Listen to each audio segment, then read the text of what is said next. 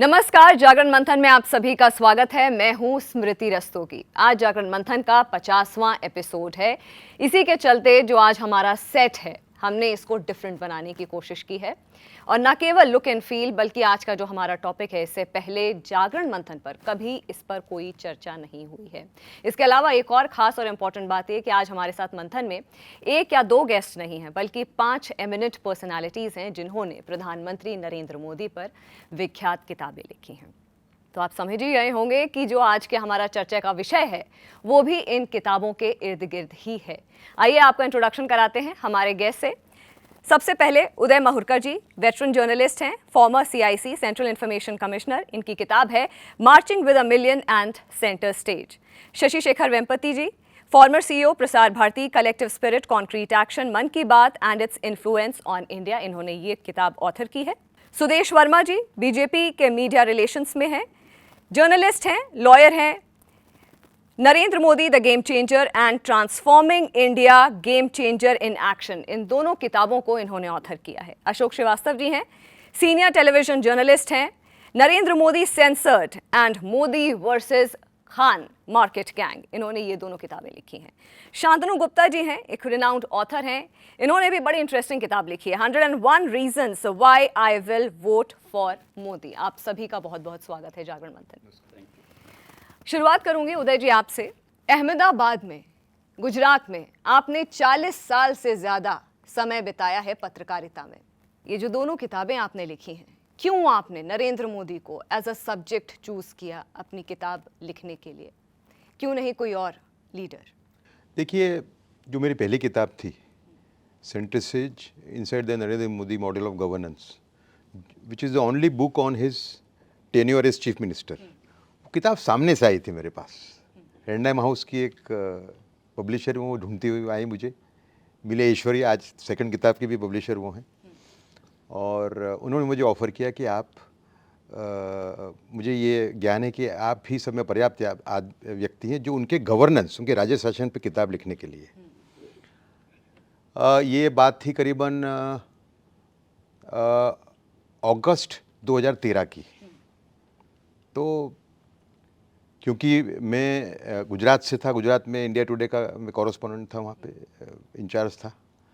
तो Shri Modi prime minister बनने वाले थे, ये बात बन चुकी थी उस टाइम पे, और वो एक ही was in the race for prime ministership. तो मुझे समय ज़्यादा रिपोर्टिंग करवाया जा रहा था श्री नरेंद्र मोदी पे, तो टाइम था नहीं मेरे पास। मैंने उनको ना बोल दिया। तो उन्होंने कहा नहीं, आप 2 दिन आप सोचिए। मैंने माननीय नरेंद्र जी को फ़ोन किया कि भाई ऐसी किताब की ऑफ़र आई है और आपकी मदद के बगैर किताब मैं नहीं लिख सकता, लेकिन ये हेगियोग्राफी नहीं होगी, किताब में क्रिटिकल इवैल्यूएशन होगा आपका। तो उन्होंने कहा नहीं, कोई बात, मैं समझ सकता हूँ, मैं आपको जो भी बन सकता है वो मदद करूँगा, आप हाँ कह दीजिए। और फिर मैंने उनको 2 दिन के बाद उनको हाँ कहा मैंने। तो पहली किताब ऐसे है। और सेकंड किताब जब मैं दिल्ली आया 2015 के अंदर, तो फिर से पेंगुइन रैंडम हाउस को परचेज़ कर लिया था पेंगुइन ने। तो उनकी फिर से ऑफ़र आई कि इनके प्राइम मिनिस्टरशिप पे एक किताब लिखूं मैं। तो उनके 3 साल के PM कार्यकाल पे मैंने किताब दूसरी वाली लिखी। तो दोनों किताब इसलिए लिखी कि मेरी एक एक्सपर्टाइज थी उनके गवर्नेंस पे, क्योंकि मैं उनको 1987 से जानता हूँ, उनका पॉलिटिकल करियर मैंने देखा हुआ है। और दूसरा कि 2001 से लेके 13 तक जो रहे, वो 14 तक एज चीफ मिनिस्टर, वो दौर भी मैंने एकदम पास से देखा हुआ है। और उनकी जो उनकी विकास पुरुष के रूप में जो उनकी इमेज उभरी, वो दरअसल मेरे ही आर्टिकल थे 2003 से लेके 8 के बीच में।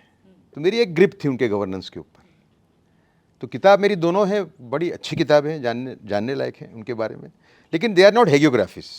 उसमें क्रिटिकल एवोल्यूशन एक हेल्दी रूप का है उसके अंदर।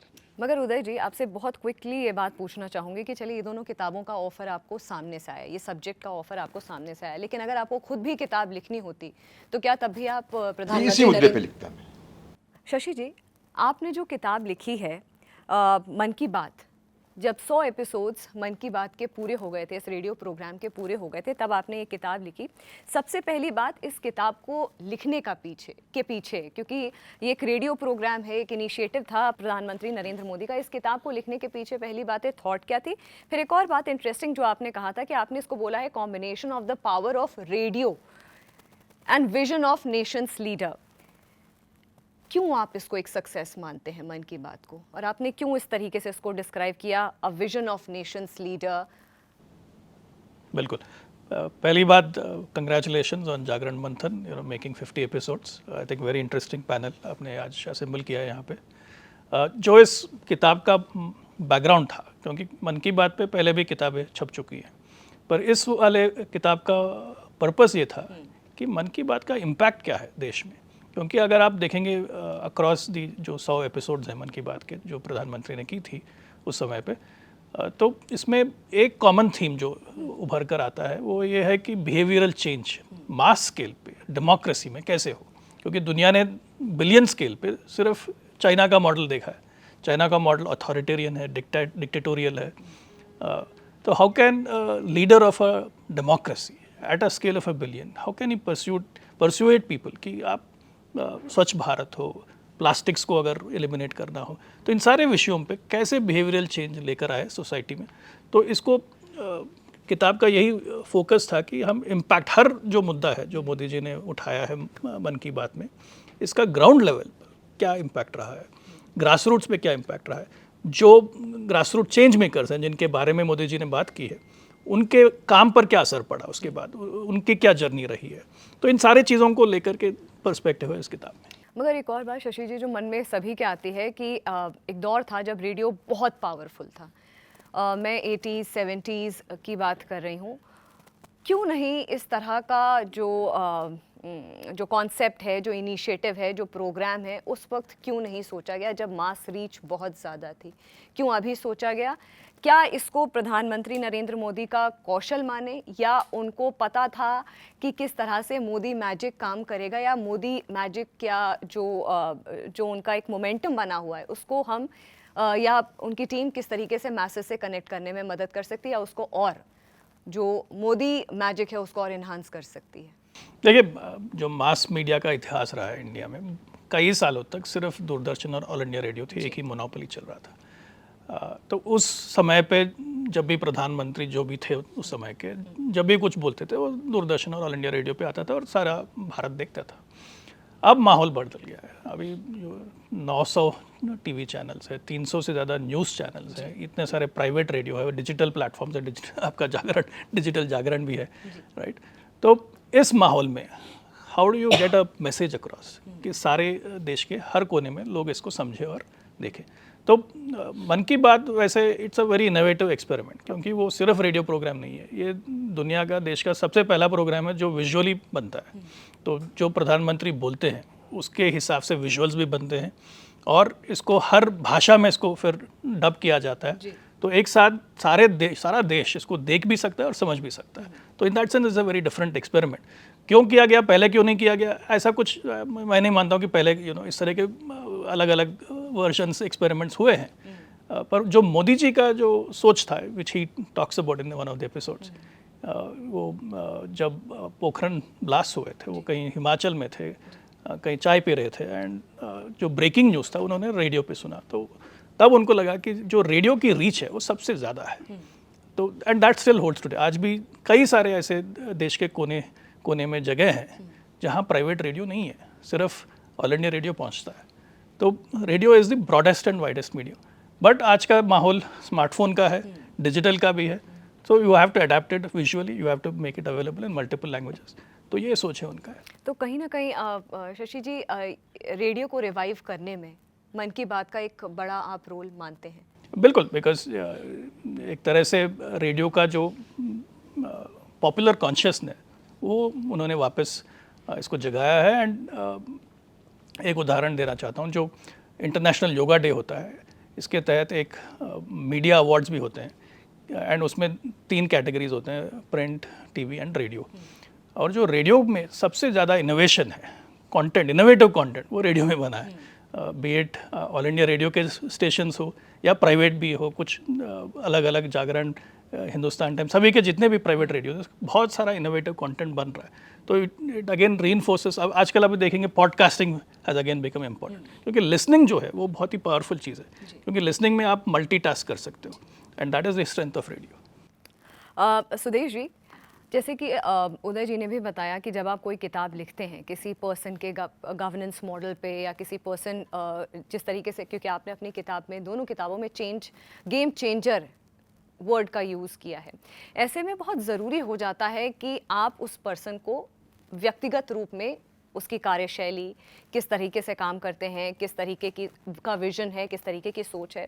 अपनी दोनों ये जो आपने किताबें लिखी हैं, इन किताबों को लिखने के पीछे आपने कितना रिसर्च मैं बात कर रही हूँ, प्रधानमंत्री नरेंद्र मोदी को कितना क्लोजली जाना, तब जाकर के किताबें अटेम्प्ट की आपने, दोनों किताबें लिखी, या आप कितना कहना चाहूँगी, क्योंकि आप बीजेपी के मीडिया विंग से हैं, कितना मौका मिला आपको इस जो पूरा इनका जो मॉडल रहा है उसको समझने में? देखिए, मेरा बैकग्राउंड पत्रकारिता का रहा है, मैं रिपोर्टर रहा हूँ और मैं रिपोर्ट करता था बीजेपी सारी पार्टियों के बारे में। और मोदी जी जब 1996 में दिल्ली आए थे, यहाँ सेक्रेटरी बने थे, तब से उनको जानता हूँ, क्योंकि बहुत उस समय का बहुत डिफरेंट इंटरेक्शन होता था, बहुत क्लोज इंटरेक्शन होता था, हर चीज़ों की बात होती थी, क्योंकि बीजेपी अपोजिशन में थी और सत्ता पक्ष में आने का प्रयास कर रही थी। तो वैसे समय में पार्टी को जानना बहुत आसान होता है। जब पार्टी सत्ता में आ जाती है तो एक नेचुरल डिस्टेंस होता है। उसके बाद एक बहुत बड़ा मूवमेंट इस देश में हुआ, अन्ना मूवमेंट, जो मूवमेंट करप्शन के खिलाफ था। मैं भी उस मूवमेंट का पार्ट था, पत्रकारिता छोड़ा मूवमेंट में एक्टिविस्ट बना।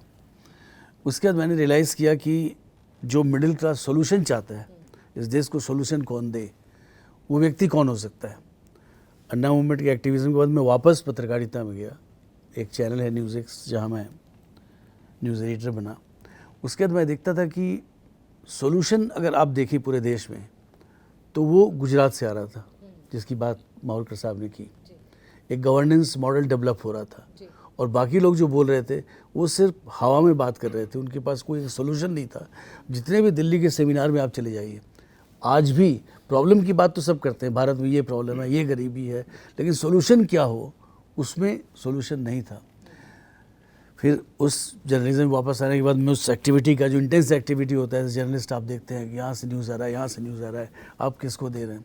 उससे मुझे लगा कि कंट्री नरेंद्र मोदी के बारे में जानना चाहिए, क्योंकि यही व्यक्ति है जो देश को सॉल्यूशन दे सकता है। और गुजरात मॉडल ऑफ गवर्नेंस जो डेवलप किया है, इसको स्टडी करके लोगों तक लाने की आवश्यकता है। उसके बाद मैंने एक टीम बनाया जिसमें लीगल एक्सपर्ट्स थे, सोशल एक्टिविस्ट थे, मैं खुद था, 4-5 लोगों के टीम जर्नलिस्ट थे। और उसके हम लोगों ने पूरा जितने भी किताब, मावलकर साहब की किताब, बाकी सारे किताब, 15-20 किताब जो थे लिखे गए थे, उसको हम लोगों ने स्टडी किया, उसमें गैप देखा कहाँ है। और उसके बाद हमने लाखों जो वेबसाइट्स हैं, जो न्यूज़ हैं, उसमें गए। उसके बाद हमने एक मॉडल बनाया, किताब का मॉडल क्या होना चाहिए। उसके बाद हमारी टीम गई गुजरात, मोदी जी को बिना बताए सूरत उतरे, वहाँ से गाड़ी लिए, गाड़ी हमारे साथ 1.5 महीने रही, पूरे गुजरात में हमने ट्रैवल किया। फिर हमने देखा कि जो भी ये उठाई है, अगर आप एक दूध वाले की बात करते हैं तो वो दूध वाला एक गाय से शुरू करता है और 2-3 साल के बाद एक बहुत बड़ा एंटरप्रेन्योर बन जाता है। हमारे टीम को तो यही लगा कि अगर सेटल करने का कोई जगह है तो गुजरात है, कि आप अपने मेहनत से आप कुछ कर सकते हैं, इकोनॉमिक एक्टिविटी, अपनी ज़िंदगी को अच्छा बना सकते हैं। वहाँ से ये वर्ड इमर्ज हुआ गेम चेंजर। जिस चीज़ को उठाइए, अगर आप इलेक्ट्रिफिकेशन की बात करते हैं तो वहाँ का किसान को मोदी जी ने कैसे परसुएट किया कि तुम टैरिफ दो। नॉर्मली दूसरे जगह क्या होता है कि किसान को फ्री में दो, वो बोल नहीं फ्री में चाहिए तो हम तुमको 2 घंटा बिजली देंगे, 24 घंटा बिजली चाहिए तो तुमको पैसा देना पड़ेगा और तुम्हारी अर्निंग क्या होगी देखो। तो वहाँ का एक गुजराती नेचर भी उनको तुरंत समझ में आता है कि इकोनॉमिक्स क्या है। तो उन्होंने ग्रिड को सेपरेट किया। उसके बाद जो जिस तरह से गवर्नेंस मॉडल डेवलप किया देश को, मुझे लगा कि एज ए जर्नलिस्ट मैं क्या कर सकता हूँ, I can communicate because as a reporter this is what I have learn. तो हमने कम्युनिकेट करने के लिए नरेंद्र मोदी जी पूरा स्टडी करके किताब लिखा, Narendra Modi the game changer, which was a hit. काफ़ी लोगों ने इसके बारे में लिखा। उसके बाद जब ये बन गए प्रधानमंत्री तो बहुत लोगों ने प्रश्न किया 5 साल के बाद जब दूसरे बार जा रहे तुमने किताब नहीं लिखा। हम बोले 5 साल के बाद क्या लिखे, अभी तो वो सीड्स डाले हैं, इट विल टेक टाइम, गड्ढों को भरे हैं, निर्माण में थोड़ा वक्त लगेगा, जब तक उसका रिजल्ट नहीं आता है मेरे लिए लिखना सही नहीं होगा।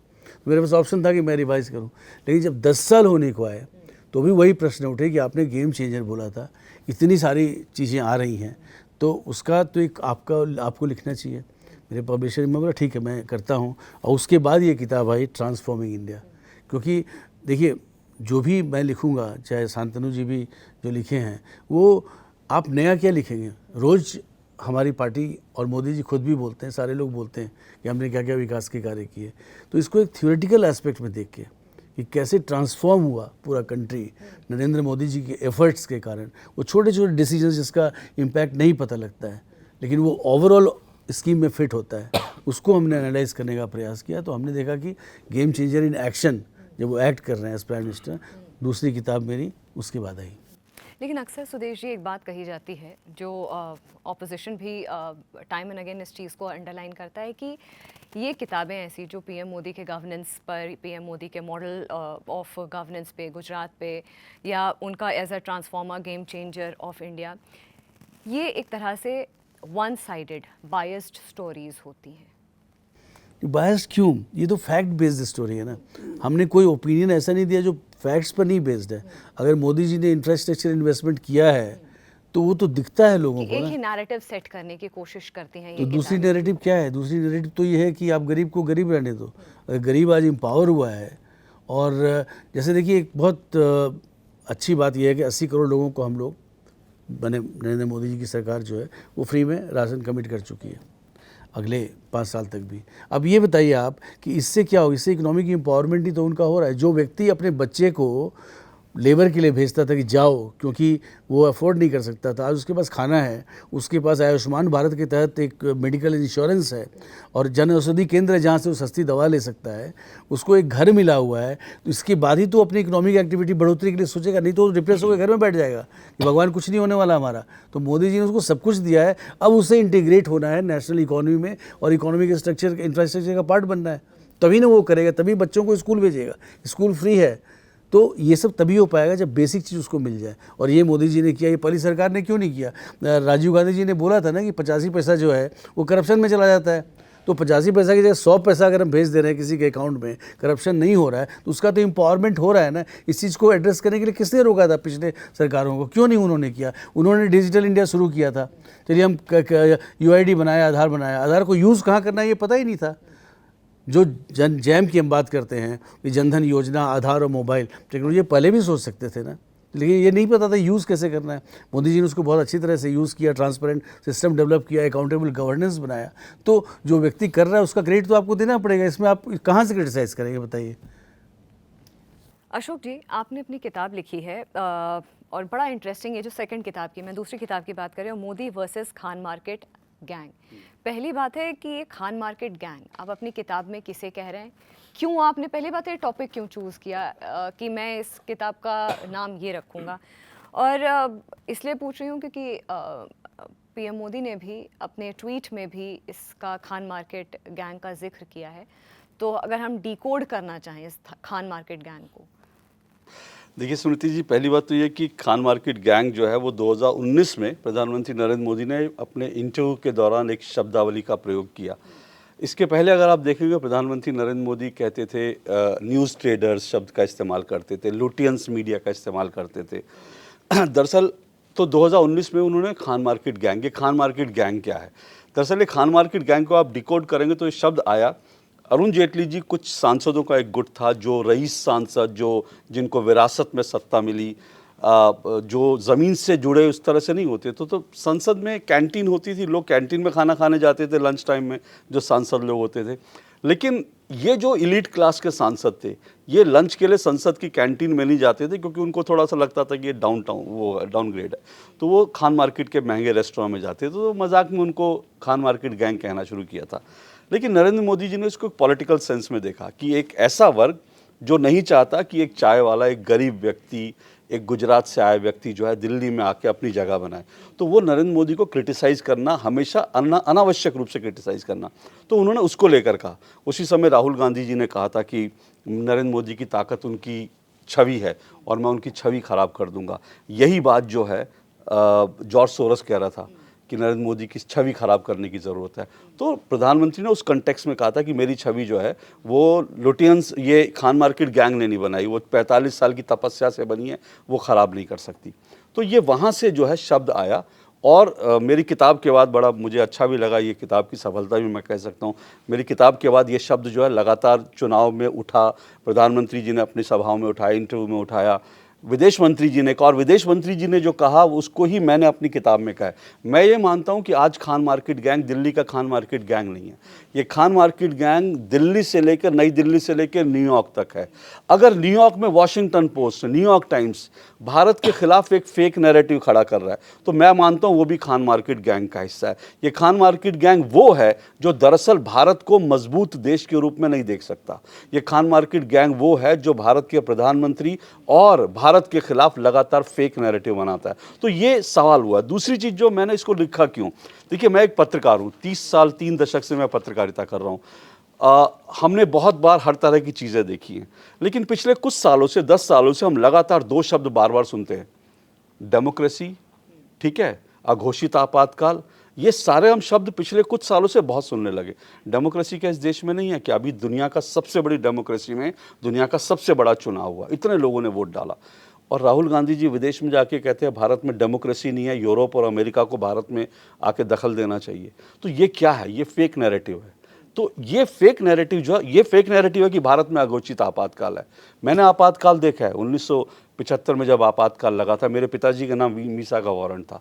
इस देश में उस वक्त क्या सिचुएशन थी हम सबको पता है। तो वो आपातकाल था। आज जो है, और इसमें बहुत सारे लोग शामिल हैं, इसमें वकील हैं, इसमें बुद्धिजीवी हैं, इसमें लेखक हैं, इसमें जो हैं पत्रकार हैं। अब कोई पत्रकार आज ये कहता है जो 30 साल से पत्रकारिता कर रहा हो, जिसको पता है कि इस देश में जर्नलिज्म कैसे होती है, प्रधानमंत्री कार्यालय कैसे ऑपरेट करता है। इस देश में हमने ये भी देखा कि देश के पत्रकार जो हैं वो बाकायदा प्रधानमंत्री कार्यालय में फ़ोन करके तय करते थे कि मंत्री कौन होगा और जो है कौन किसको क्या विभाग दिया जाएगा। तो ये सारे लोग जो हैं एक नैरेटिव बना रहे थे कि 2014 के बाद भारत में पत्रकारिता नहीं रही, भारत में अघोषित आपातकाल आ गया।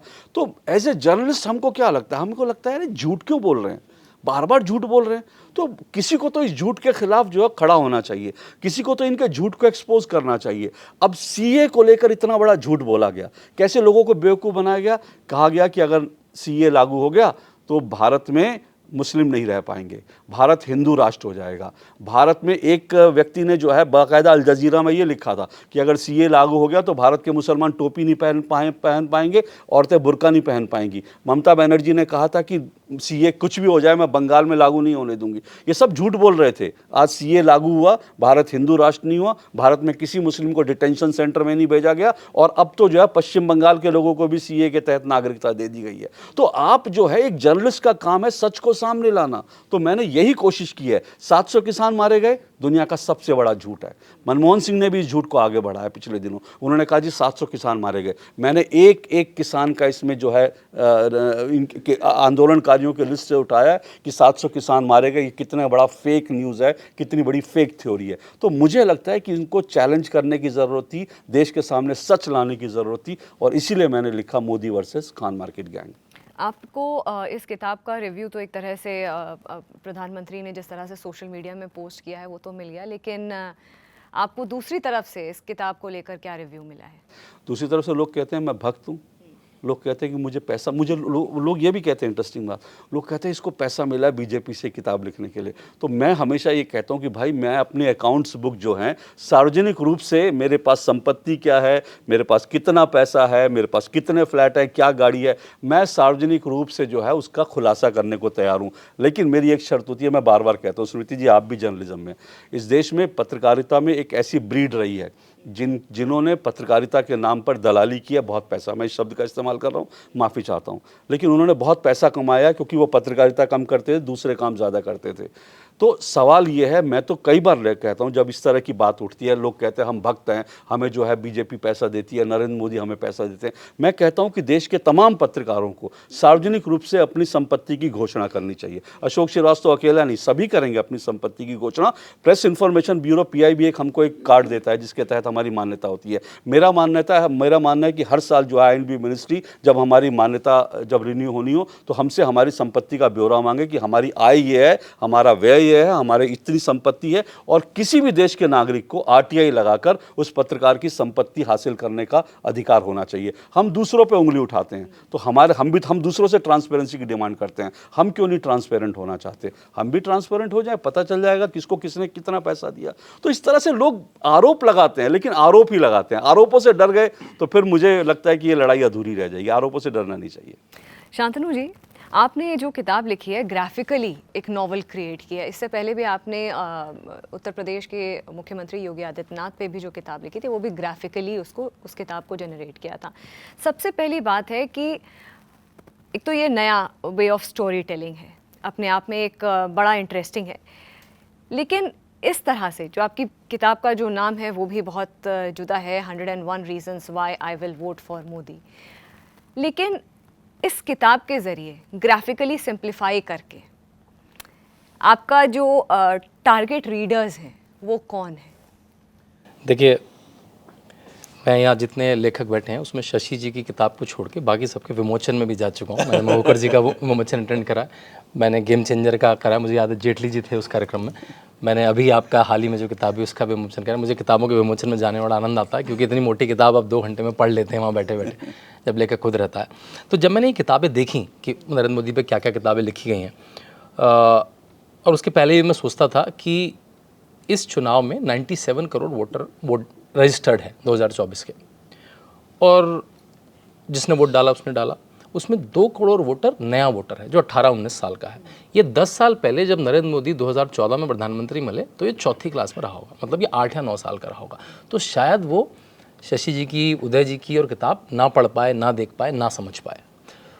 उसका जीवन कार्टून से, कॉमिक से गुजरा है पिछले 10 साल से। तो क्या मैं उस भाषा को कंडेंस करके थोड़ा थोड़ा सामान सबके यहाँ से चुरा के मैं एक ग्राफिकल नॉवल में कन्वर्ट कर सकता हूँ? और पिछले साल में एक ऑक्सफोर्ड में एक फेलोशिप में था और वहाँ पॉलिटिकल साइंस डिपार्टमेंट के साथ अटैच था, एंड देयर आई रियलाइज्ड कि पॉलिटिकल कॉमेंट्री में ग्राफिक नॉवेल्स का काफ़ी यूसेज है। मतलब कार्ल मार्क्स पे कॉमिक है, बड़ी फेमस कॉमिक है, चे गुवेरा पे कॉमिक है, 9/11 के पे कॉमिक है, पैलेस्टीन कॉन्फ्लिक्ट पे कॉमिक है। आपने ध्यान दिया हो सारे लेफ्टिस्ट टाइप के टॉपिक हैं। तो मैंने कहा भाई मीडियम उनका चुराओ, टॉपिक अपना पकड़ो और करो। तो जो आपने ठीक कहा, एक इस तरह की दिखती है मेरी किताब।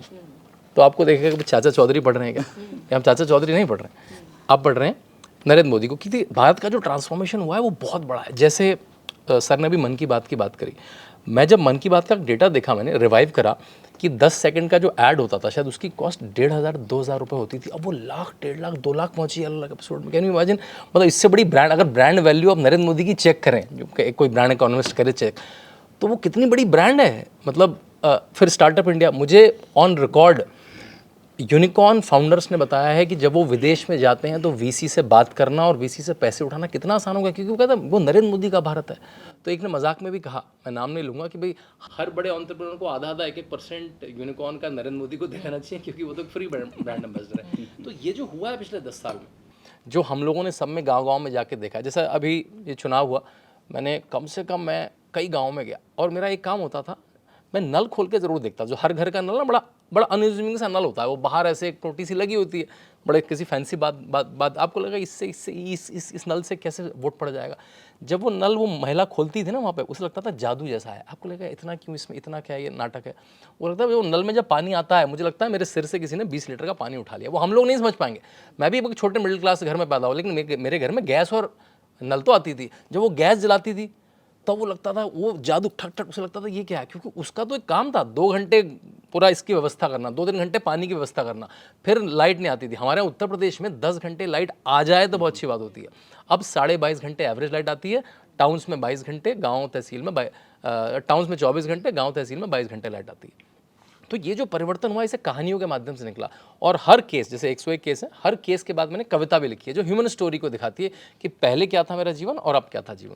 उसमें चंद्रयान की कहानी भी है, उसमें टॉयलेट और हर घर की कहानी भी, उसमें मन की बात की कहानी भी है, उसमें जयशंकर जब बिल्कुल ठोक के कहते हैं विदेश में जाके कि भाई आपके हिसाब से पूरा विश्व नहीं चलेगा। व्हेन ही सेड कि Europe should come out of this idea कि यूरोप की प्रॉब्लम दुनिया की प्रॉब्लम है, दुनिया की प्रॉब्लम यूरोप की प्रॉब्लम नहीं है। इसको कैसे मैं आसान शब्दों से जो 18-19 साल का नया वोटर उसके पास तक पहुंचा पाऊँ। बस एक चीज़ मज़े की हुई, जब मैं इसे गया, मैंने इसके करीब 120 विमोचन करे इसके, जिसमें मैं 30-40 में मैं खुद नहीं रह पाया, मैंने ऑनलाइन करे क्योंकि इतनी जगह 50 दिन में होना मुश्किल था। जो बड़े लोग थे, व्यस्त लोग थे, उन्होंने कहा ये हमारे लिए ही बहुत अच्छा है, बल्कि भाजपा के स्पोक्समैन ने इसको यूज़ करा बहुत जगह। तो मुझे अच्छी लगा कि जिस चीज़ को मैंने केवल एक नए वोटर को टारगेट करने के लिए लिखा था, ये एक बड़ी जमात के काम आया। आपने इस शो पे जो कपड़े पहने हैं शांतनु जी, सबसे पहले उस पे आऊँगी कि एक कलर आपने विचारधारा का प्रयोग किया अभी जब आपने बोला कि हम उनका आइडिया और विचारधारा अपनी पूरी तरह से आपने, अगर हम एक आम आदमी डिकोड करेगा तो आपने पूरी तरीके से, और जो किताब आपने लिखी है पूरी तरीके से आपने अपने आप को बीजेपी से अलाइन कर रखा है।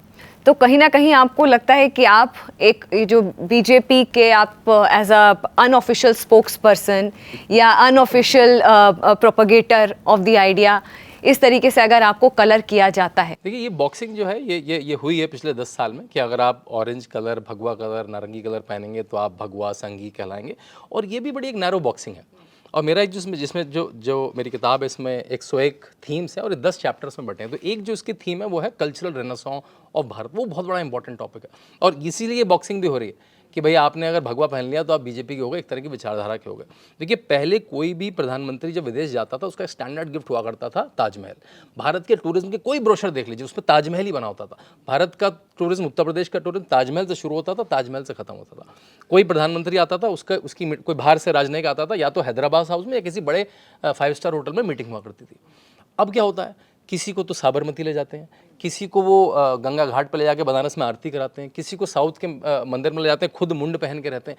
तो दिखाते हैं भारत केवल दिल्ली का 5 स्टार होटल नहीं है। तो ये जो भारत की संस्कृति है इसका रिप्रेजेंटेशन है। वो केवल एक पार्टी से जोड़ लेना ठीक है, उस पार्टी को फायदा होगा तो ठीक है, लेकिन वो भारत का रिप्रेजेंटेशन। इस नैरो बॉक्सिंग को भी मैंने अपनी किताब में एड्रेस करना कहा है। और जब मैं विदेश में रहा तो देखिए, मैंने विदेश में कहा, मैं जब ऑक्सफोर्ड में रहा तो बल्कि ऐसा हुआ कि मुझे एक बार तो डिसिप्लिनरी कमेटी में बिठा दिया, शायद मैंने ज़्यादा कुछ विरोध कर दिया। और वो भी इस तरह से जीते हैं। वहाँ पे 10 दिन की क्रिसमस की छुट्टी क्यों होती है? क्या वो मेजॉरिटी बिहेवियर नहीं है? वहाँ पे 5 दिन की ईस्टर की छुट्टी क्यों होती है? वो मेजॉरिटी बिहेवियर नहीं है क्या? वहाँ तो दिवाली की तो नहीं छुट्टी होती है ऑक्सफोर्ड में 10 दिन की। वहाँ पर जिस कमरे में बैठा था उसमें क्रॉस लगा था, जिस कमरे में मेरी क्लास होती थी उसमें क्रॉस लगा था। ऑक्सफोर्ड यूनिवर्सिटी का ऑफिशियल चर्च होता है। चर्च ऑफ इंग्लैंड के जो मालिक हैं वो अब पहले रानी थी, अब राजा होती हैं। वहाँ पे 22 जो सांसद हैं उनका पोजीशन रिजर्व्ड है वहाँ की राज्यसभा, जिसको हाउस ऑफ लॉर्ड्स बोलते हैं चर्च ऑफ इंग्लैंड से। तो वो सब करेंगे। अगर हम अपना रंग पहन लेंगे तुम भगवा हो गए, तुम संगी हो गए। तो आई थिंक इस बॉक्सिंग को मैंने एड्रेस करने की कोशिश करी कि भाई मैं अपने अगर मुझे टीका लगाना तो मैं लगाऊंगा। और प्रधानमंत्री उसको रिप्रेजेंट भी करते हैं, जो अभी चल भी रहा है। वो मेडिटेशन करने जा रहा है व्यक्ति, उससे भी दिक्कत है भाई, मतलब वो मेडिटेशन भी ना करे। तो इस बॉक्सिंग को मैंने एड्रेस करा है कि भारतीय सभ्यता में जीना भी नरेंद्र मोदी ने सिखाया है मुझे। और जब हम अयोध्या की प्राण प्रतिष्ठा के लिए गए तो वो सबसे आनंद तब आया जब हम एयरप्लेन में घुसने लगे और एयर होस्टेस ने कहा जय श्री राम। मेरे ख्याल से जय श्री राम को एक वॉर क्राई बना दिया गया था, जो हमारे गाँव में तो राम राम, जय श्री कृष्णा कॉमन है। तो हम एक नॉर्मल भारतीय सांस्कृतिक सनातनी लाइफ जी पाएँ बिना किसी की अपॉलॉजी लेके, अरे ये तो देख लेगा, ये मुझे क्या कहेगा, उसको मैंने किताब में एड्रेस करने की कोशिश करी। आपको लगता है ऑफ लेट इस तरह का जो टैबू हुआ करता था वो कम हुआ है? कम नहीं, वो ऑलमोस्ट खत्म हो गया। वो खत्म हो गया, बल्कि अब तो वो इस लेवल पे आ गया है कि कॉर्पोरेट कंपनियां, मतलब जो टेक कंपनीज हैं उनमें भी ड्रेस कोड, जैसे कुर्ता पजामा आपने कुछ 4-5 साल पहले किसी क्लबों में अलाउड हो गया।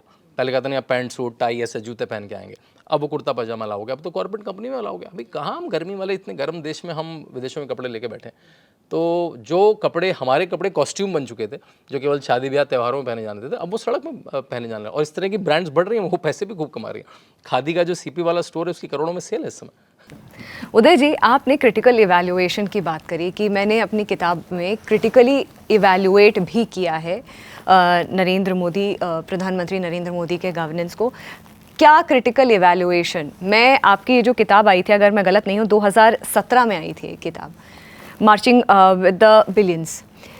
क्रिटिकली अगर आप इवैल्यूएट करते हैं अभी तक का, तो आपको ये जर्नी में क्या कुछ ऐसी चीज़ें हैं जो आपको लगता है कि उन पर देखिए, काम किया जाना मोटे तौर चाहिए पे था? बड़ा कुछ भी नहीं क्रिटिसाइज करने के लिए, अगर आप ढूंढना चाहो ढूंढ सकते हो, लेकिन मोटे तौर पे 10 साल के बाद में जो देखता हूँ मैं, ये किताबें लास्ट किताब 6 साल पहले की है, उसके पहले वाली 10 साल पहले की है, समझा?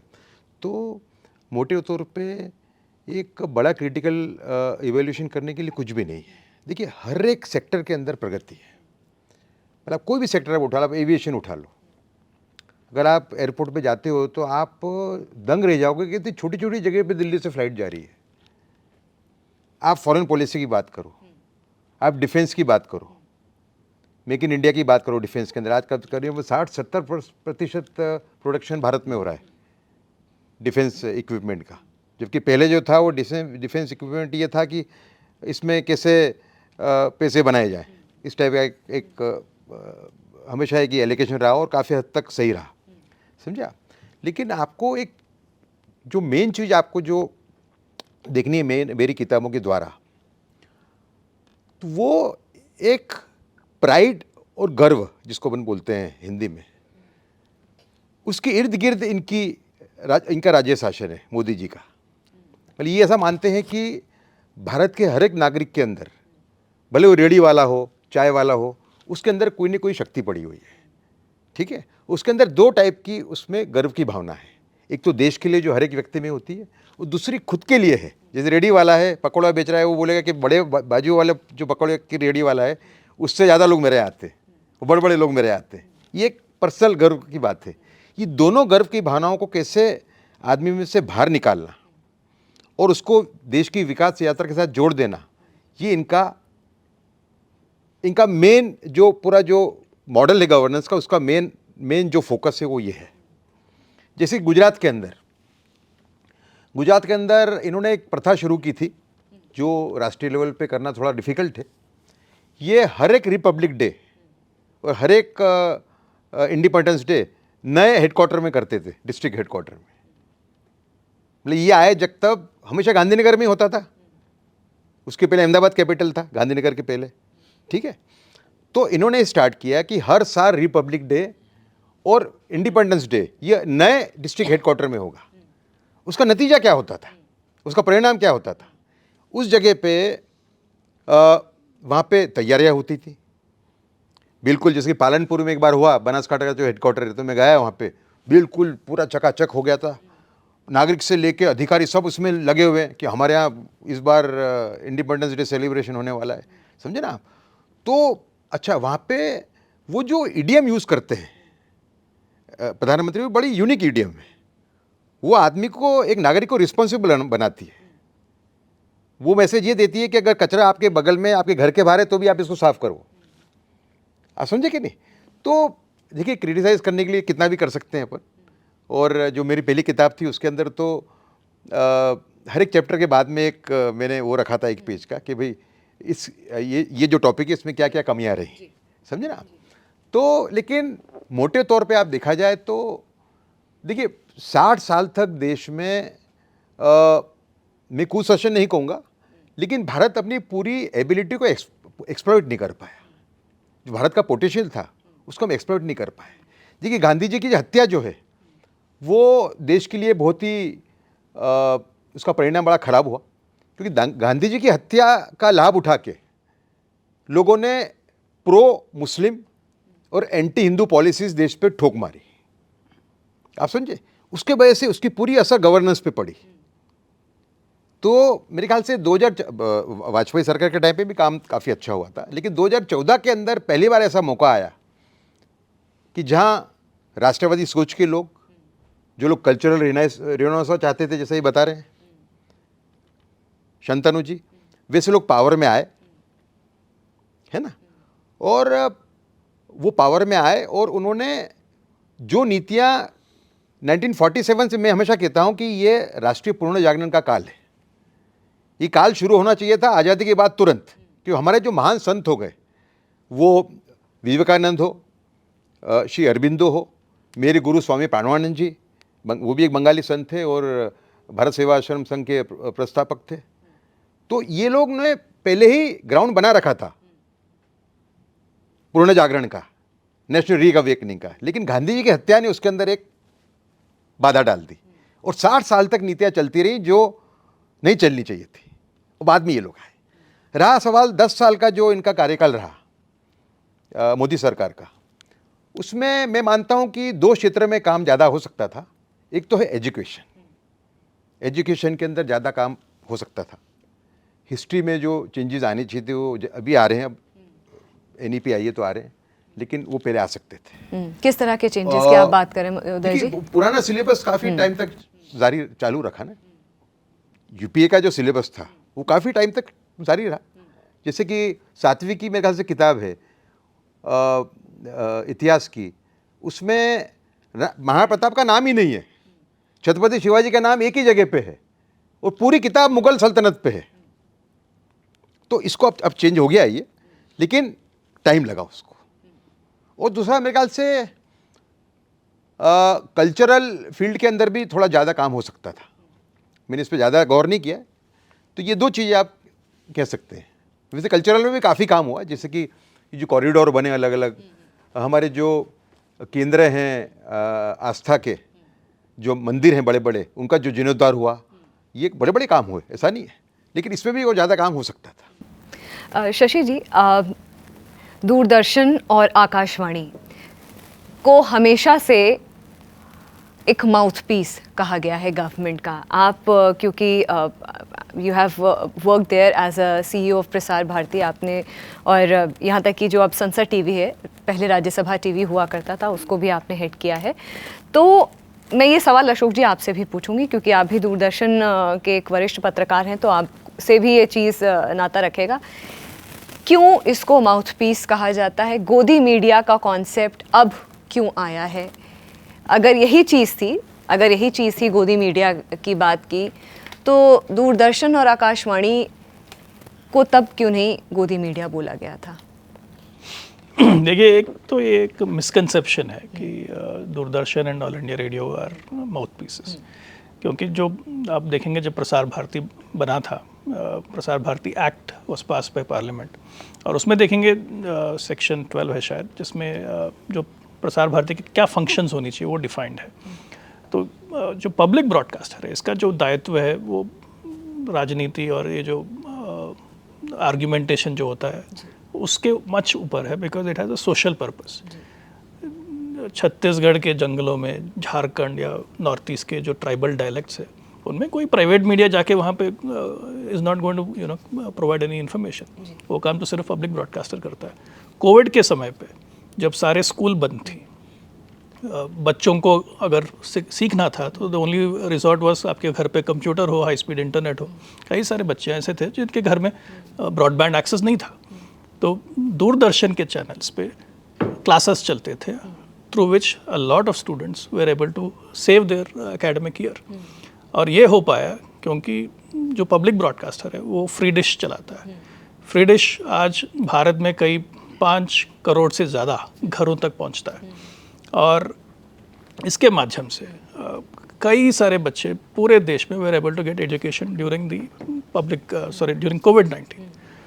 और फ्री डिश पे आप देखेंगे दूरदर्शन सिर्फ DD न्यूज़ नहीं चलता है, 20-25 और प्राइवेट न्यूज़ चैनल्स भी चलते हैं जो पब्लिक ब्रॉडकास्टर के अपने प्लेटफॉर्म पे दूरदर्शन न्यूज़ के साथ compete करते हैं। तो हाउ कैन यू से कि ये गवर्नमेंट माउथपीस है, क्योंकि पब्लिक ब्रॉडकास्टर खुद एक डाइवर्सिटी ऑफ ओपिनियन को लोगों तक पहुंचा रहा है। जहाँ तक अशोक का खुद का प्रोग्राम का सवाल है, it's a program where he presents multiple viewpoints. सिर्फ सरकारी व्यू पॉइंट नहीं होता है, इस पर there are guest who project different viewpoints. तो एक गलत मिसकंसेप्शन है। और जहाँ तक हम मोनोपोली डेज की बात करें, तब तो सिर्फ राजीव दर्शन और इंदिरा दर्शन हुआ करता था दूरदर्शन पे। तो I think from that we have come very far, we have travelled a lot of distance.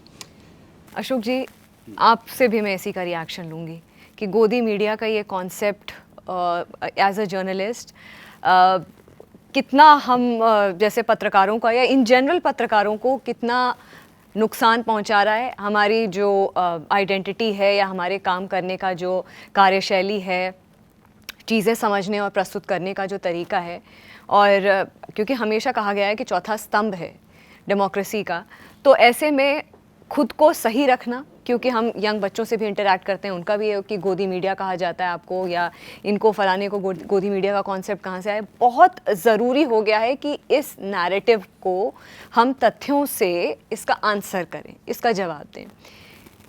आपका क्या टेक है इस पर? मैं गोदी मीडिया पे हूँ, उससे पहले शशि सर ने जो बात की उसको थोड़ा सा आगे बढ़ाता हूँ। जैसे आपने कहा कि गोदी मीडिया पहले क्यों नहीं, पहले गोदी मीडिया नहीं कहा जाता था, पहले दूरदर्शन को राजीव दर्शन, इंदिरा दर्शन कहा जाता था, ये सबको मालूम है।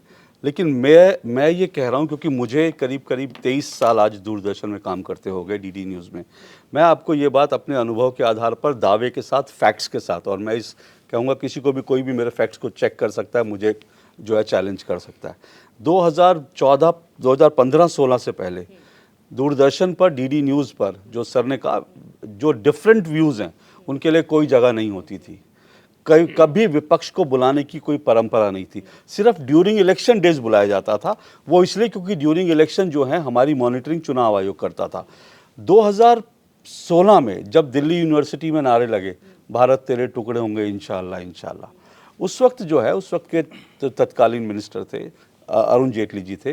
मैं उनके पास गया, मैंने उनको एक बात सिर्फ इतनी सी कही थी, मैंने कहा ये वॉर अगेंस्ट इंडिया है और ये वॉर जो है हमारे दरवाजे तक पहुंच रही है, क्योंकि स्टूडेंट्स के बीच इस तरह की बातें हो रही है, तो क्या इसमें डीडी न्यूज़ की कोई भूमिका नहीं होनी चाहिए? तो उन्होंने बोला क्या होनी चाहिए? मैंने कहा हमारे यहाँ कोई आइडियोलॉजिकल या वैचारिक जो है उस पर कोई हमारे यहाँ डिफरेंट व्यूज़ की बात नहीं होती, तो हमको इन ऐसे जो थॉट है उनके साथ एक डायरेक्ट जो है डिबेट करना चाहिए, संवाद करना चाहिए।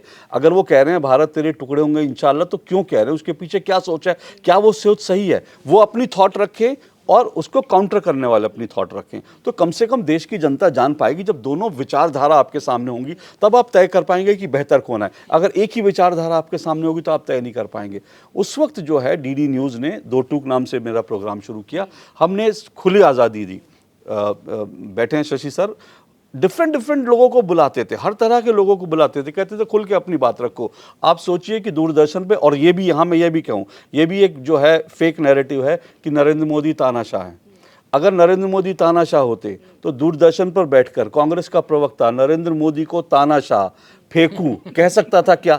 अगर जिस दिन पब्लिक ब्रॉडकास्टर पे आप नरेंद्र मोदी को बैठकर कहेंगे फेंकू हैं, नरेंद्र मोदी ने देश का बेड़ा गर्क कर दिया, अमित शाह के बेटे की संपत्ति इतनी बढ़ गई, ये आप दूरदर्शन पर आरोप लगा रहे हो, दूरदर्शन पे जिसको सरकारी चैनल कहते थे, तो इसका मतलब ना नरेंद्र मोदी तानाशाह है, ना दूरदर्शन जो है गुलाम है, ना किसी पार्टी का। यहाँ सबको बात रखने की।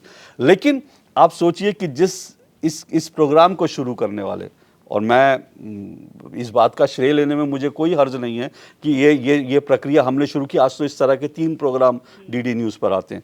तो जिस व्यक्ति ने इस तरह की परंपरा शुरू की, जो व्यक्ति इसको लीड करने वाला था, कांग्रेस ने और इंडिया अलायंस ने उसी व्यक्ति पर, उसी पत्रकार पर प्रतिबंध लगा दिया, कहा कि हम तुम्हारे प्रोग्राम में नहीं आएंगे, जबकि मैं उनको बुला रहा हूँ कि आइए अपनी विचार रखिए। अब मुझे प्रतिबंधित क्यों किया गया? क्यों? क्योंकि मैं आपका फेक नैरेटिव अपने प्रोग्राम में नहीं चलने दूंगा। अगर आप मेरे प्रोग्राम में बैठ के कहेंगे कि दूरदर्शन का मिसयूज आप कर रहे हैं, तब मैं उनको याद दिलाता हूं कि आप लोग दूरदर्शन में क्या करते थे। तो जब इस तरह की फेक चीज़ आई तो मैं उसको चैलेंज करता था। इसके कारण जब उनके फेक नैरेटिव को एक्सपोज करता था, उनको चैलेंज करता था, तो उन्होंने मेरे प्रोग्राम में आना बंद कर दिया। मुझे भी 14 लोगों की लिस्ट में डाल दिया जिनको प्रतिबंधित किया गया। अब आपने, हाँ आपके पास भी है वो अवार्ड? हाँ, मेरे पास भी अवार्ड है। तो अब आप सोचिए, जहाँ तक आपने गोदी मीडिया की बात की, मेरी किताब आप पढ़ेंगे तो आपको भारत का असली गोदी मीडिया कौन है समझ में आएगा। असली गोदी मीडिया वो है जो प्रधानमंत्री कार्यालय में जिस न्यूज़ चैनल का लॉन्चिंग हुई, एक प्राइवेट न्यूज़ चैनल प्रधानमंत्री कार्यालय के लॉन्च, प्रधानमंत्री निवास के लॉन में लॉन्च होता है, और उसके अलावा राष्ट्रपति भवन को वो किराया भी नहीं देता।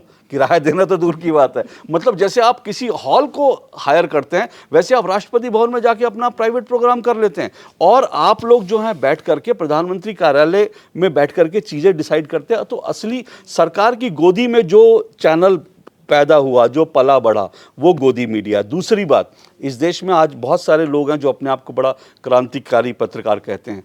अब आप देखिए, क्रांतिकारी पत्रकार, यूपी चुनाव होता है तो कहते हैं योगी आदित्यनाथ का सफाया, वो पहले प्रेडिक्शन कर देते हैं, ठीक है। मध्य प्रदेश चुनाव होते हैं तो कहते हैं कि कांग्रेस इतनी आगे है कि बीजेपी को उसकी टेल लाइट तक नहीं दिख रही, ठीक है। लोकसभा चुनाव होता है 2019 प्रेडिक्शन कर देते हैं बीजेपी की सफाया है।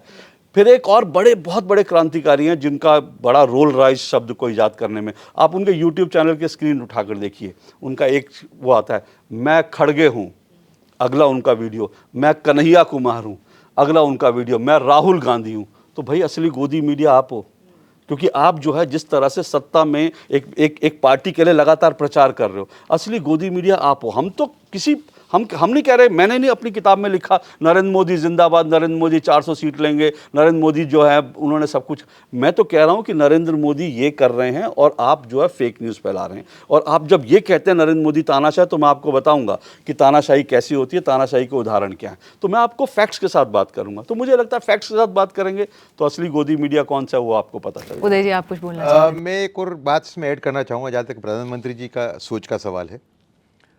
ये दोनों किताबें में जो लिखी मैंने उन पे, और मेरे जो संबंध रहे उनसे, उनकी मदद भी ली मैंने। वो चाहते तो मेरे पास मुझे ये कह सकते थे कि मैन्युस्क्रिप्ट मुझे आप दिखाइए प्रिंट में जाने के पहले।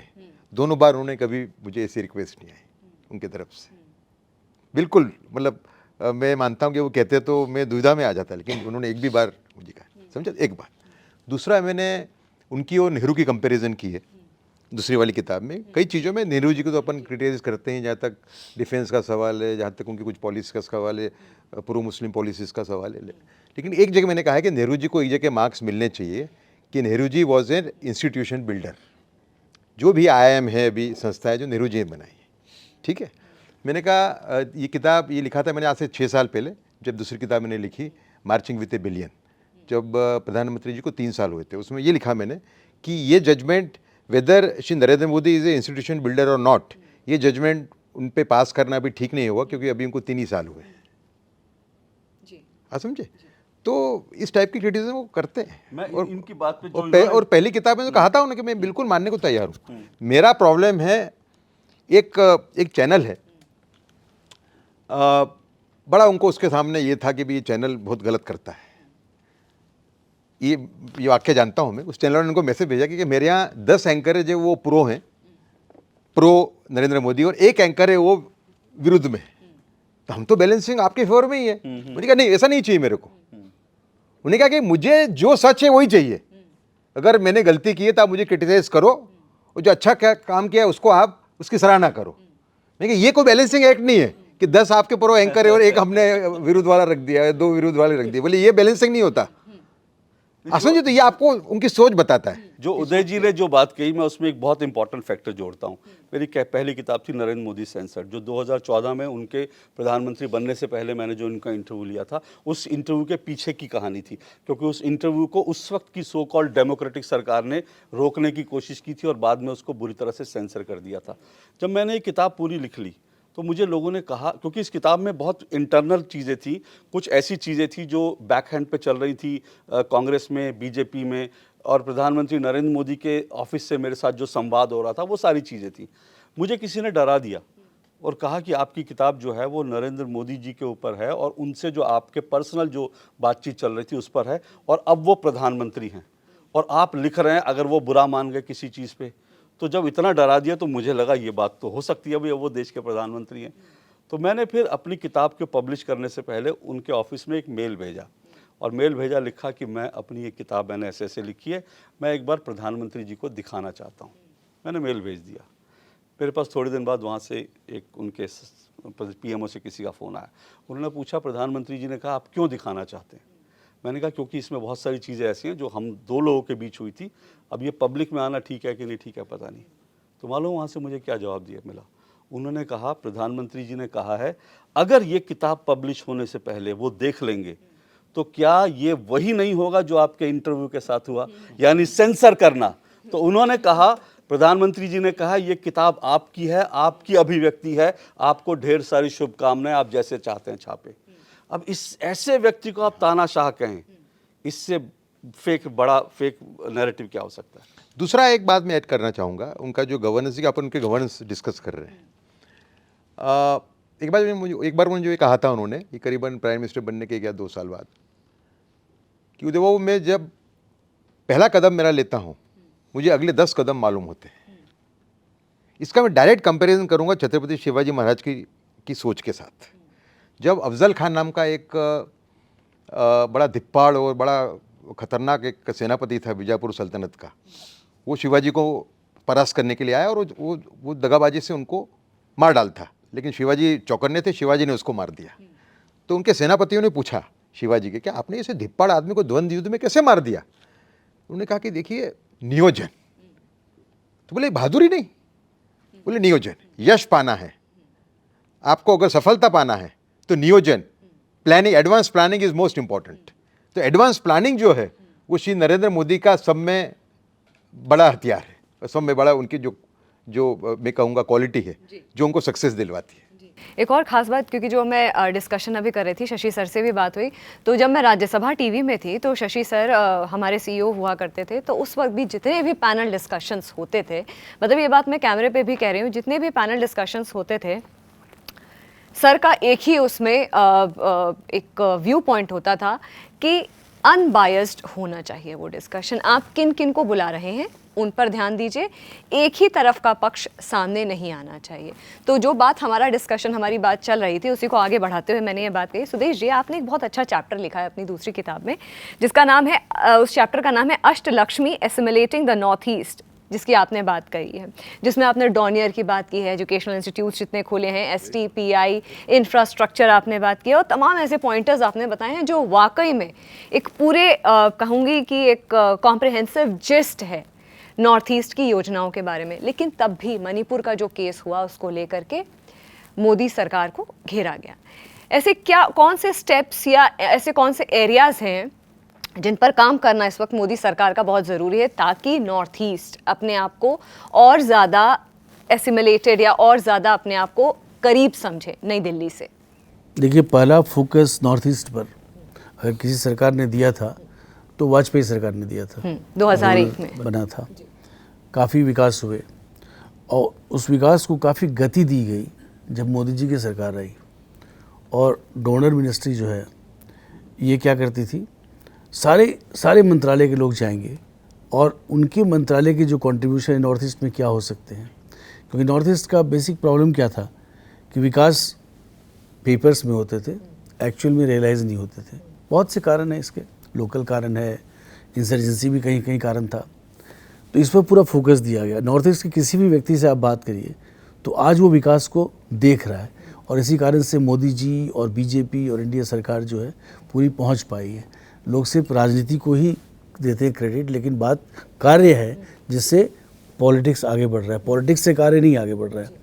और एक जो विज़न था कि कैसे नॉर्थ ईस्ट को बढ़ाया जाए, कैसे विकास किया जाए। अष्टलक्ष्मी इसलिए कि 7 सिस्टर्स हम बोलते थे, उसको नहीं ऐड करते थे भूटान को, अब उसको भी ऐड कर दिया गया है। तो इसको अगर हम साउथ ईस्ट एशिया से जोड़ दें, जो आसियान कंट्रीज़ है, बहुत बड़ा हब है इकोनॉमिक ग्रोथ का। अगर आप बात करें आज के दिन में, आसियान कंट्रीज़ अपने आप में बहुत बड़ा है।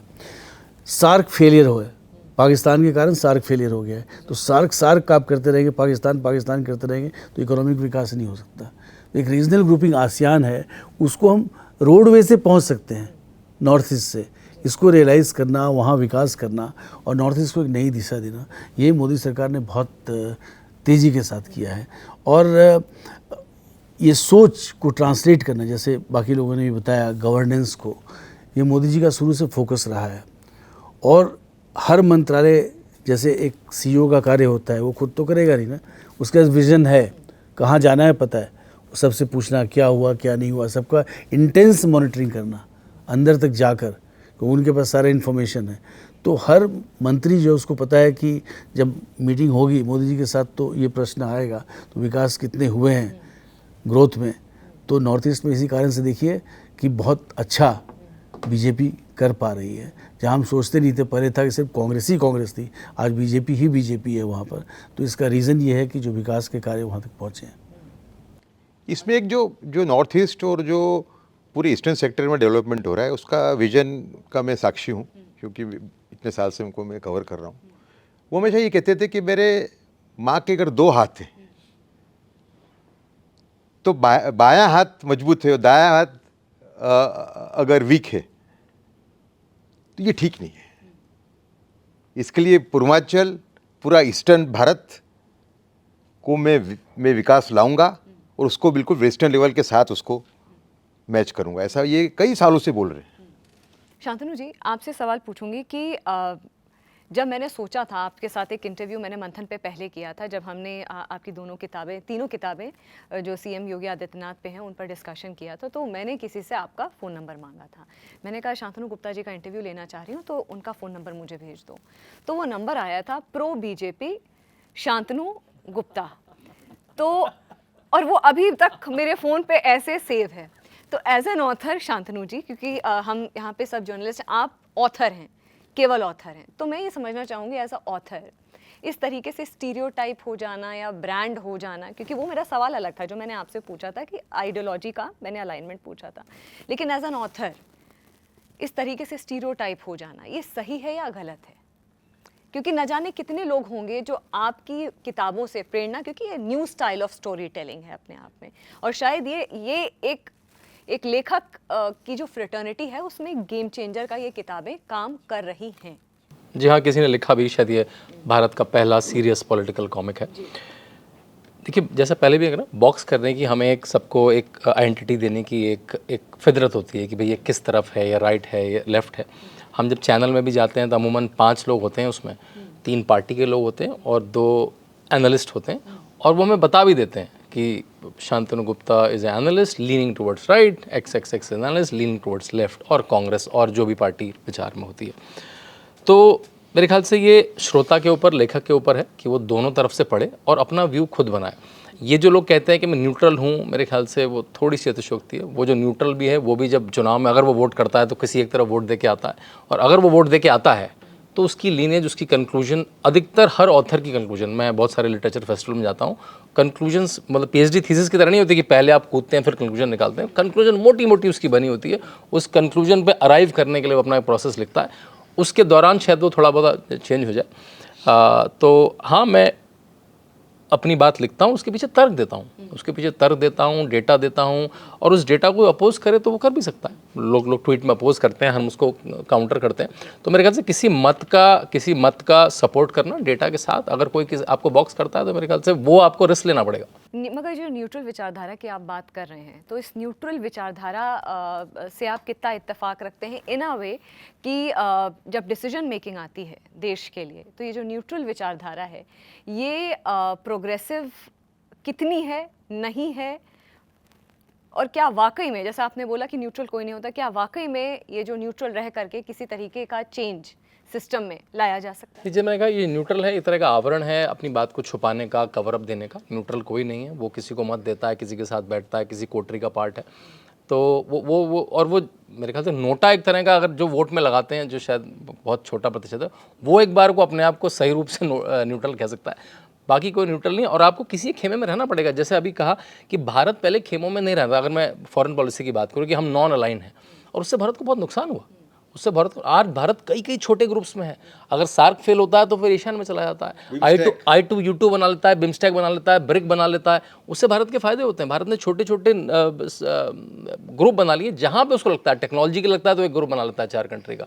तो आपको किसी ग्रुप में रहना पड़ेगा, और तभी आपका, मेरे ख्याल से आप भारत को, देश को, अपनी विचारधारा को आगे ले जाए। आप कॉर्पोरेट सेक्टर को बिलोंग करते हैं, कई वर्षों तक आप कॉर्पोरेट सेक्टर में रहे, फिर फाइनली आपने सोचा कि घर वापसी करनी चाहिए और फिर आप वापस भारत आए। अब अगर आप जब विदेश जाते हैं, क्योंकि हम विदेश नीतियों की बात करते हैं प्रधानमंत्री मोदी की, तो ये जो 10 साल का कार्यकाल है सेंटर में, इसका रिफ्लेक्शन आप विदेश में जब ट्रैवल करते हैं क्या देखते हैं?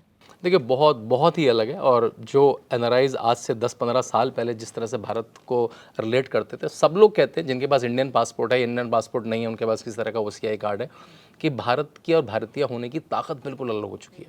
जब आप विदेश में रहते हैं आज से 20-25 साल पहले, तो आप अपने रंग वेशभूषा के हिसाब से मोटा मोटा बांग्लादेशी पाकिस्तानी के साथ क्लब करके देखे जाते थे। और आपको पता है जो क्राइम रेट है बांग्लादेशी पाकिस्तानी के विदेश में बहुत हाई है, तो आपको भी उसी नज़र से देखा जाता था।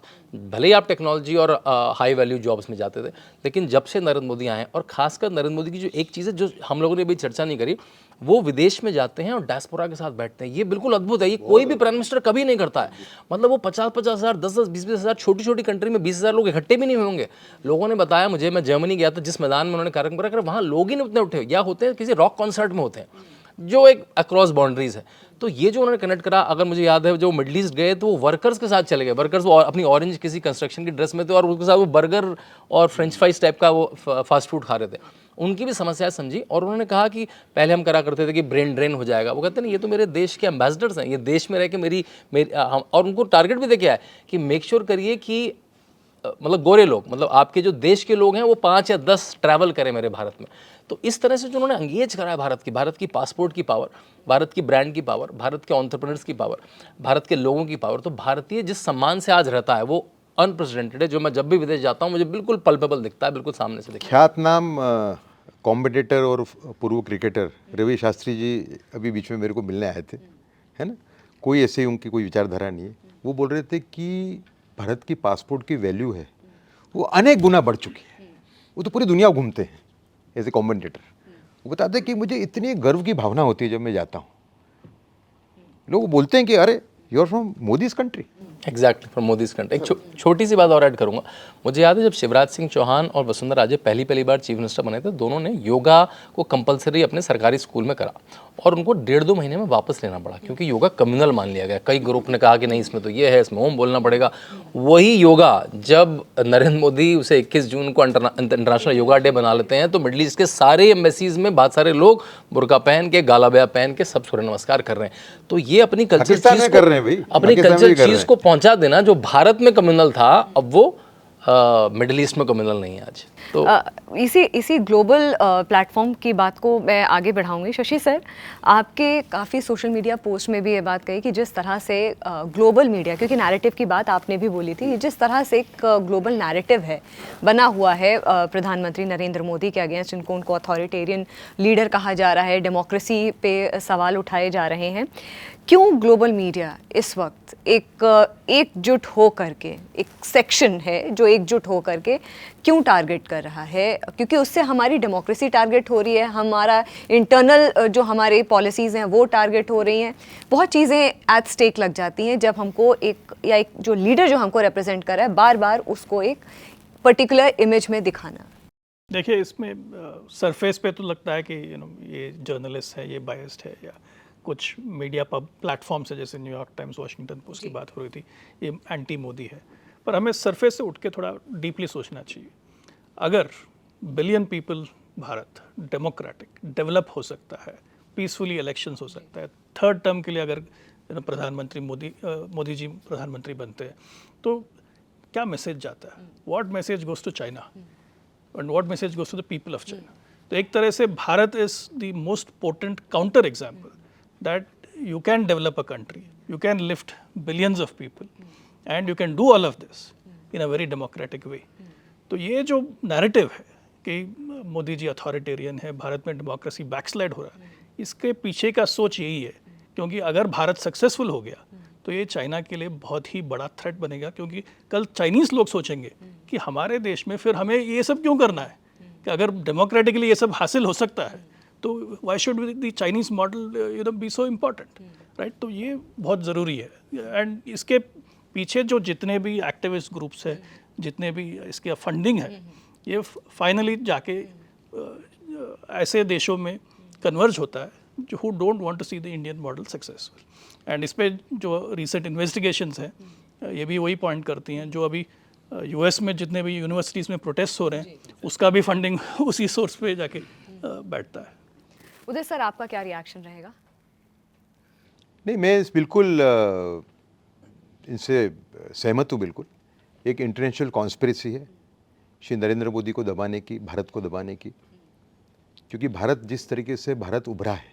देखिए, आप देखिए कि आप जब इंटरनेशनल कॉन्फ्रेंस में प्राइम मिनिस्टर जाते हैं, भारत में प्रगति ज़बरदस्त हुई है, लेकिन आज भी भारत कोई आर्थिक महासत्ता नहीं है, सैनिकी महासत्ता नहीं है, वैज्ञानिक महासत्ता नहीं है।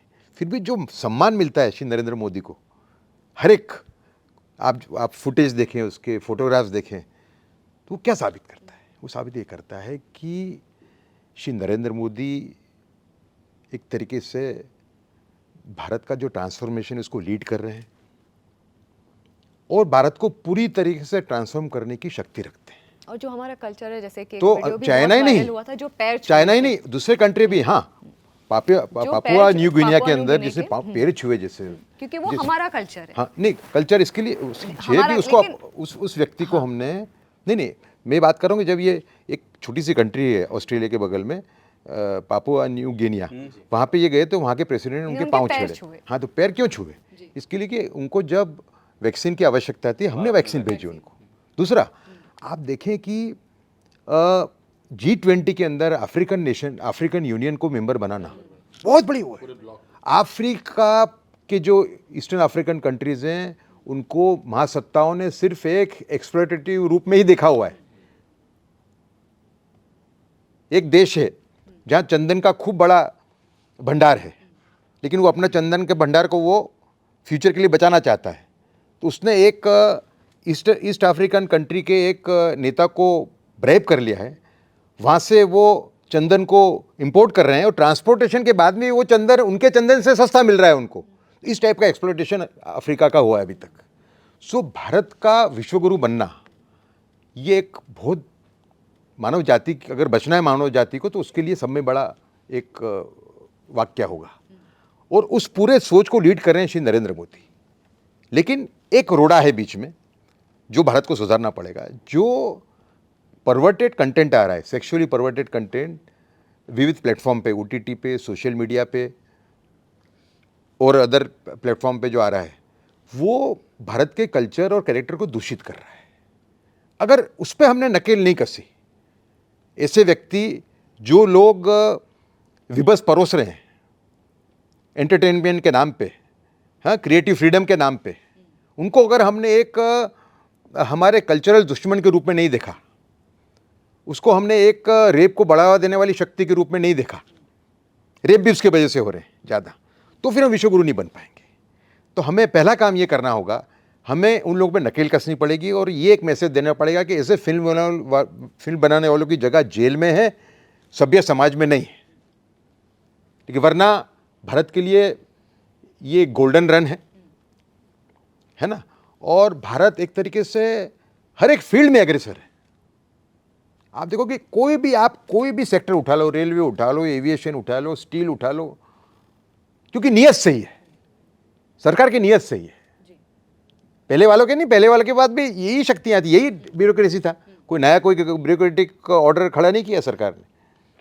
जिसके पहले समय पहला काम किया श्री नरेंद्र मोदी आने के बाद में, वो था ट्रांसफर पोस्टिंग के अंदर जो नेपोटिज्म और करप्शन चलता था उसको बंद करने का।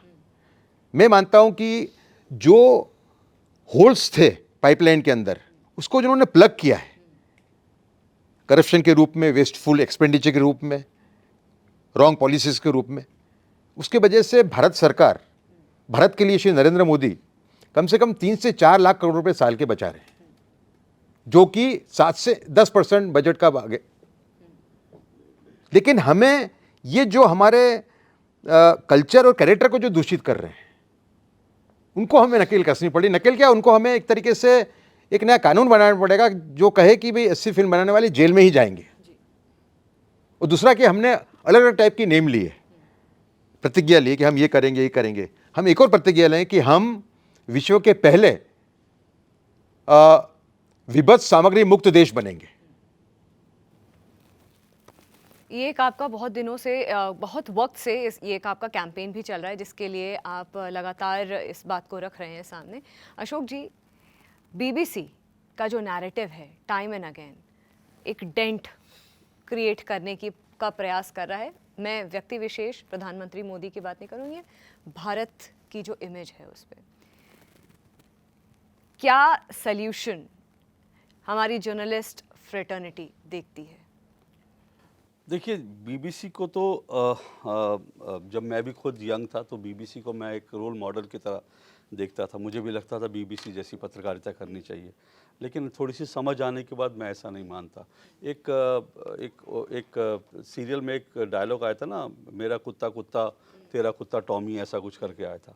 तो BBC के ऊपर सबसे बड़ी बात ये लागू होती है कि उत्तरी आयरलैंड में जो बंदूक उठाएगा वो आतंकवादी है, कश्मीर में जो निर्दोष लोगों की जान ले लेगा वो गनमैन है। तो आपका हमारे देश में आतंक फैलाने वाला आतंकवादी नहीं है, आपके यहाँ गन उठाने वाला आतंकवादी है।